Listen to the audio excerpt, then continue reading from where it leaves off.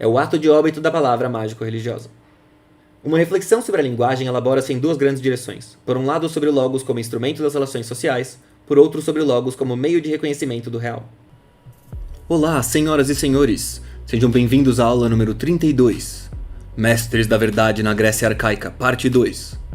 Na aula anterior, a gente terminou de ver isso daqui, que é justamente a passagem do mundo mitológico, do mundo da mitologia, esse jeito mais mágico e menos racionalizado e tal, para o mundo da filosofia. Porque no fim das contas não é simplesmente que daquele modo mitológico surge a filosofia e é isso. Tem outras coisas também. Você tem o esquema sofista, todo um novo jeito de se relacionar com a verdade, que eu relacionei e o Detienne relacionou, com a reforma hoplita, que é quando os gregos começaram a guerrear naquele esquema lá, que ao invés de guerrear, só os nobres guerreiam com cavalo e lugar marcado e tal, sabe? Uma coisa mais entre os melhores, vira meio que a massa vem junto, porque é só os caras se amassar com um bolo de escudo que os cavalos não são capazes de penetrar isso daí, então o plebeu volta a ser útil, volta a ouvir, e aí tudo muda. E daí a gente tá nessa história, a aletheia ou apaté. A aletheia é a verdade, e daí ele fala do processo da desvalorização da verdade, nesse sentido da aletheia, pelo menos. Porque lembra que os sofistas são os caras da opinião, e é disso que ele vai falar, da importância da opinião. Vamos voltar pra cá então. O processo de laicização da palavra. A palavra diálogo, em oposição a essa palavra mágica dos poetas e tal, ela é laicizada, complementar a ação, inscrita no tempo, por vida de uma autonomia própria e ampliadas as dimensões de um grupo social. São os guerreiros. Isso daqui é interessante. A importância da palavra do depositar ao centro. Porque você tem essa ideia de que os guerreiros, quando falam entre uns com os outros, eles se reúnem em círculo. E daí o cara que vai falar vai pro meio. E daí ele fala e todo mundo ouve ele. E daí não importa se você é um rei ou qualquer coisa assim. Você vai lá no meio e você fica meio que equidistante de todos os outros caras. E não é como funciona com a palavra mágica, que é um cara que fala e pronto. E é nesse mesmo esquema que decidem os prêmios. Porque os prêmios são os prêmios dos jogos e os prêmios das guerras. Tudo se decide assim. Você bota no meio a coisa que vai ficar pra alguém. Um terreno pré-direito, onde surgem procedimentos que mais tarde serão os mesmos de um direito constituído. Então, a Assembleia dos Guerreiros, esse lugar onde os caras se reúnem e são todos iguais, meio que, sabe, fazem um círculo, trocam ideia ali, um com os outros, tipo, no mesmo nível, equidistantes. A Assembleia dos Guerreiros define o espaço material dos jogos. É dentro dos seus limites que desenrolam as principais provas. O espaço definido pela Assembleia não é um espaço informe, é um espaço centrado. Quando Aquiles traz os prêmios, que por generosidade principesca, põe em concurso, ele os deposita no centro. Quando você deposita o negócio no centro, quer dizer que vai ser do grupo, da roda. É meio que o põe na roda. Sabe essa expressão? É isso daqui que quer dizer o depositar o centro, mais ou menos. Porque ela foi meio que coletivizada, de certa forma. Mas é que de acordo com o mérito do grupo. Na Ilíada tem mó briga por causa disso. Quando Aquiles morreu, quem ficou com o prêmio foi o Ulisses, porque ele é um malandrão. Só que na verdade devia ter ficado pro Ajax. Porque esses prêmios têm que ir pro cara com mais mérito, não pro cara mais bem conectado e com melhor lábia, que é o Ulisses. Só que quem decide tudo eram os bambambam do rolê, que são os Atreides, os Agamenons e Menelaus da vida, essa família aí, que são os corruptos do rolê. E vai pro Ulisses o prêmio e o Ajax acaba sendo enlouquecido por causa dessa história. Então o Ulisses captura um cara lá e põe ele ao centro, porque esse é o lugar reservado a uma bela presa que faz parte do butim dos aqueus, o prêmio de guerra lá. Podemos estabelecer uma equivalência entre o centro e o que é comum. Após cada vitória, após cada pilhagem, o butim retorna às mãos do chefe, às mãos daquele que representa a coletividade. Através do chefe de guerra, é o próprio grupo que exerce um direito de olhar sobre as riquezas. Pelo discurso veemente de Aquiles, sabemos somente que o rei distribui pouco, mas fica com muito. Esse é um discurso, ele faz referência que é um discurso que o Aquiles teve em que ele dá uma bronca no Agamenon. A briga do começo da Ilíada é exatamente isso. Os guerreiros se reúnem e o Agamenon é o rei dos reis, ele é o maior lá. Todos falam de igual para igual, apesar da diferente posição ali. E daí então o Aquiles faz mó crítica ao comandante dos comandantes ali, meio que de igual para igual, entre aspas. Eles estão entre reis. Mas o Agamenon é o rei dos reis supremo. E daí ele pune a insolência do Aquiles, aquela famosa história. Eles capturam uma mina lá que era filha do cara que era sacerdote do Apolo. E daí, os caras estão se ferrando o exército inteiro por causa disso. Daí eles descobrem que é por causa disso e falam, aí eles falam, beleza, Agamenon, tira aí então, de boa, só devolver a filha lá e acabou. Ele, não vou devolver nada, eu que mando aqui. E daí o Aquiles faz um puta discurso falando que ele fica com tudo, tal, não sei o quê. E ele fala, então beleza, não vou devolver, beleza, mas vou ficar com a sua mina então. Pôr ao centro significa pôr em comum. Centro é ao mesmo tempo o que é comum e o que é público. A partilha do butim e a atribuição dos prêmios nos jogos parecem obedecer a um mesmo mecanismo institucional. Quer dizer, quem vence o jogo e quem... Quer dizer, os melhores jogadores no jogo, sabe? A meritocracia dos jogos é a mesma coisa da meritocracia da guerra. Eles seguem exatamente a mesma lógica. Para toda uma tradição, a expressão pôr ao centro significa pôr em comum. Sabe? Daí seu exército ganhou, e daí não é que você vai distribuir tudo igualmente. Mas não é que você vai distribuir tudo só pro rei e pronto, entendeu? Existe toda uma lógica da guerra ali. Você tem que ver, mano, não tem essa. Tem um cara que matou geral, porra, esse cara merece coisas. Tem um cara que protegeu o mais importante, esse cara merece coisas, entendeu? Que eu já relacionei com isso. A lógica da distribuição dos frags, a lógica do mérito de quem fica com a kill. É o cara que pega o last hit ou é o cara que mama tudo pro cara do last hit? E daí você tenta resolver isso com assist, mas mesmo assim, não é simples definir o mérito de quem matou quem.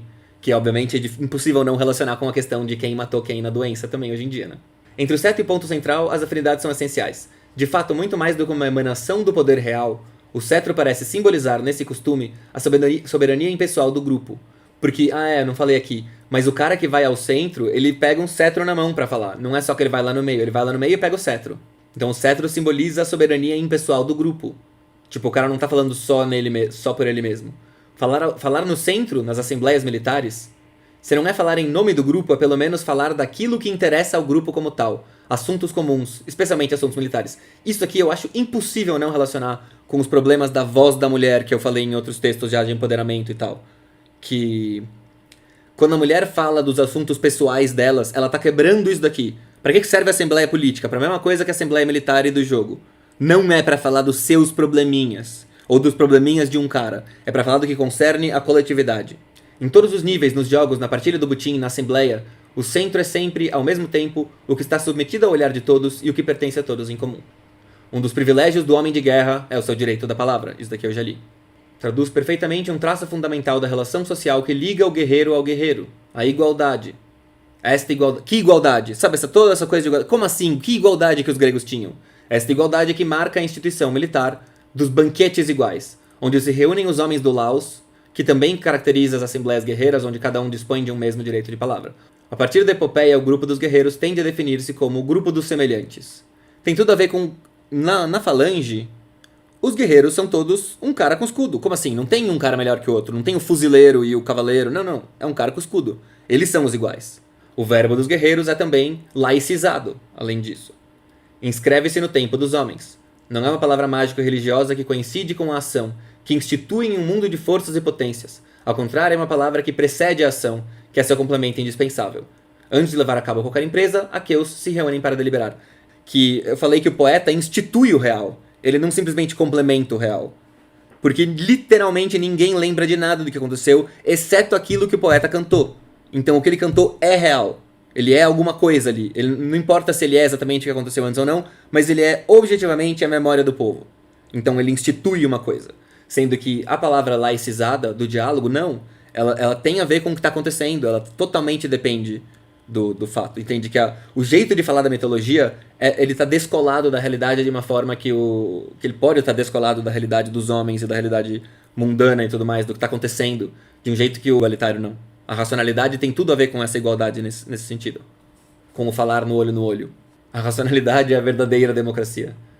Mas sério, isso daí é zoeira, mas é sério. Instrumento de diálogo. Este tipo de palavra não mais obtém sua eficácia através de forças religiosas que transcendem os homens. Está fundado essencialmente no acordo do grupo social, que se manifesta pela aprovação e desaprovação. Tipo, convencer o cara, racionalmente, é essa igualdade e é essa aprovação. É nas assembleias militares que pela primeira vez a participação do grupo social funda o valor de uma palavra.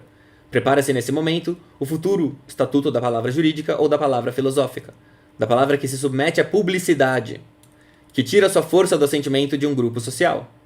Nas assembleias militares a palavra já é um instrumento de dominação sobre o outro, uma primeira forma de retórica. É no meio dos guerreiros profissionais que se esboçam algumas concepções essenciais do primeiro pensamento político dos gregos. O ideal de isonomia, representação de um espaço centrado e simétrico, distinção entre interesses pessoais e interesses coletivos.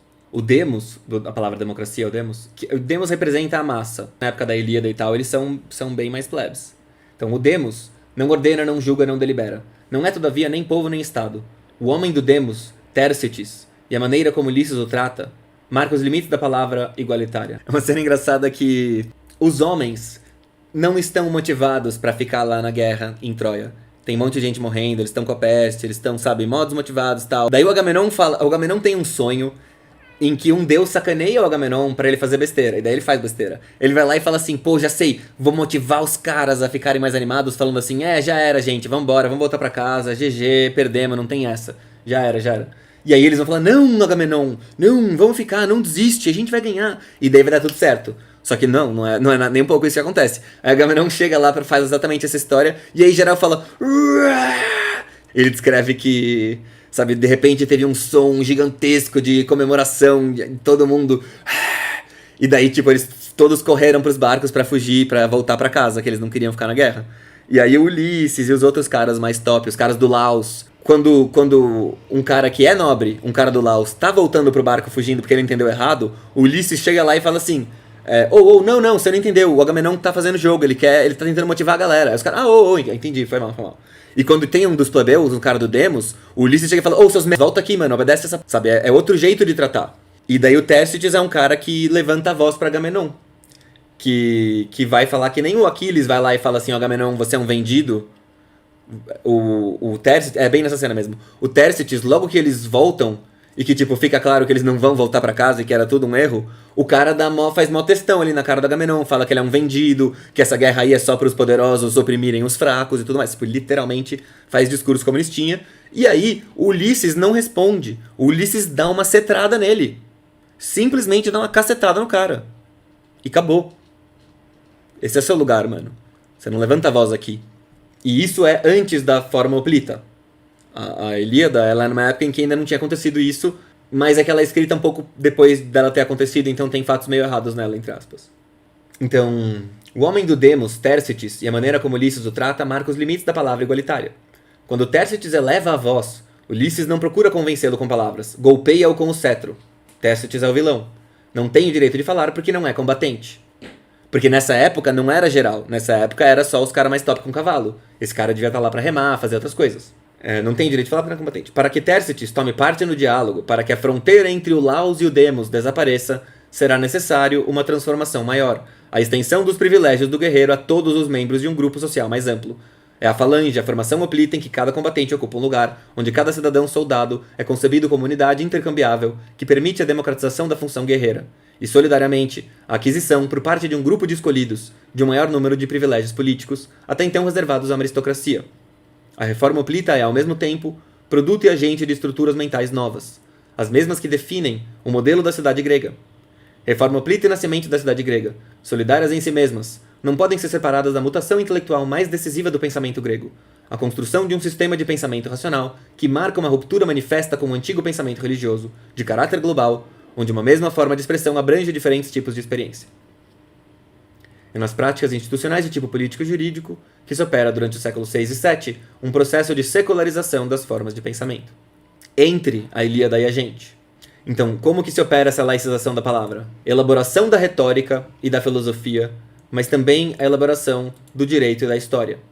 Isso é laicização da palavra. Quando começam a contar histórias de um jeito jornalístico da coisa. Vamos lá ver com a galera o que aconteceu. Não é mais assim, meus ancestrais contaram que veio um Pegasus e um unicórnio, não sei o quê. Não.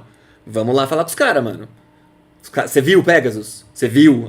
Não vi. Então não vou pôr aqui. Vou dizer que eles contam, mas não vou dizer que tem. Isso daí é o que acontece na história. Com o direito também. Vamos revisar as leis. Calma lá, essa lei aqui não presta. Essa lei aqui... Não, mas meu avô disse, mas porra, era meu tataravô. Não quero saber. Você tá vendo? Presta ou não presta? Não presta. Então vamos mudar. Entendeu? E na filosofia essa também, essa coisa de vamos buscar aquilo que racionalmente faz sentido, não raciocinar através dos mitos. E no sentido da retórica vamos aperfeiçoar cada vez mais essas habilidades que têm a ver com passar a nossa mensagem de forma secularizada. E daí a retórica vira uma coisa em si mesma mesmo. Essa história toda aqui determina o advento de um mundo autônomo da palavra e de uma reflexão sobre a linguagem como instrumento. O declínio da palavra mágico-religiosa coincide, notadamente, com um momento privilegiado da história do direito. É o povo que dá os decretos decisórios. É o conjunto dos cidadãos que realiza. A eficácia mágico-religiosa converteu-se em ratificação do grupo social. É o ato de óbito da palavra mágico-religiosa. Uma reflexão sobre a linguagem elabora-se em duas grandes direções. Por um lado, sobre o logos como instrumento das relações sociais, por outro, sobre o logos como meio de reconhecimento do real. O problema, a palavra é o real, todo o real, se faz urgente, na medida em que o desenvolvimento do pensamento matemático faz nascer a ideia de que o real é igualmente expresso por números. Tem uma questão que só depois do Galileu, só depois do Kant vai ficar um pouco mais resolvida aí, de que a matemática é literalmente a realidade. O Galileu fala assim, o mundo, a natureza é um livro escrito em caracteres geométricos. Fala literalmente isso. Quais são as estruturas mentais que relacionam um ao outro? O pensamento mítico e o racional.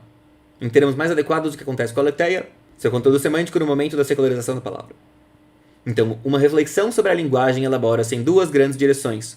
Por um lado, sobre o logos como instrumento das relações sociais, por outro, sobre o logos como meio de reconhecimento do real. Saca? Essa é a diferença mesmo. Então são os caminhos antitéticos, o das seitas filosóficas versus a sofística. A Aletheia e a Apaté. Que é onde a gente chega aqui. A escolha. Aletheia ou Apaté? Através do pensamento de Simônides podemos reproduzir vivamente o processo de desvalorização da Aletheia. Simônides é o primeiro a fazer da poesia um ofício. Compõe poemas por uma quantia de dinheiro. Olá, o Simônides é o primeiro poeta sellout. Ele já mostra essa questão. Ele já mostra essa passagem do cara que... Peraí que meu gato tá causando muito, mano. Eu preciso fazer alguma coisa. Então, beleza. Ele é sellout. E ele é um precursor do Gorgias, que é o cara que é o sofista por dinheiro. Os caras que ensinam a retórica por grana são o outro lado dessa história, do cara que faz poema por grana. Simônides é aproximadamente contemporâneo de uma mutação que transforma tanto a significação da estátua como as relações tradicionais do artista e da obra de arte. Simônides marca precisamente o momento em que o poeta, por sua vez, se reconhece através de sua palavra, cuja especificidade descobre por intermédio da pintura e da escultura. Tanto quanto a vontade de praticar a poesia como um ofício, esta reflexão sobre a poesia, sua função, seu objeto próprio, consuma a ruptura com a tradição do poeta inspirado, que diz a Aletheia tão naturalmente quanto respira. Sabe, ele afirma a Aletheia, tipo, a Aletheia sai da boca dele naturalmente. Agora o cara vai lá e faz por grana, é totalmente diferente. Afirmando-se como um mestre da Apaté, Simônides parece rejeitar categoricamente a antiga concepção religiosa do poeta, profeta das musas, mestre da Aletheia. Não é mais a Aletheia que triunfa, ele dá lugar à doxa.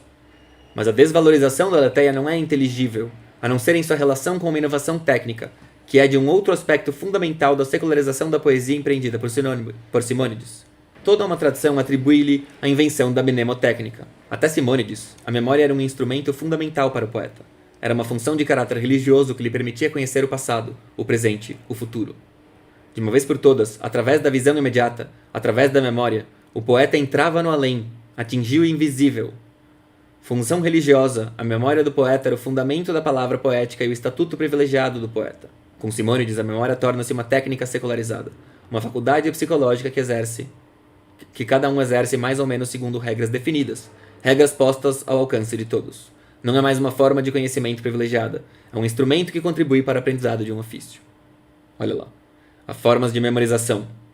Desde o século VII, a escrita é a forma necessária de publicação. Não está mais, como no mundo micênico, ligada a estruturas econômico-sociais de acumulação. Não mais visa essencialmente reforçar o poder dos dirigentes, ela é um instrumento de publicidade. Quer dizer, antes, só sabia escrever meia dúzia de milionários da realeza micênica lá. As pessoas não escreviam por aí. E daí depois não, agora a escrita é parte da vida na cidade, tipo, você, sabe, publica as coisas por aí, você, sabe, põe os preços escritos na parede.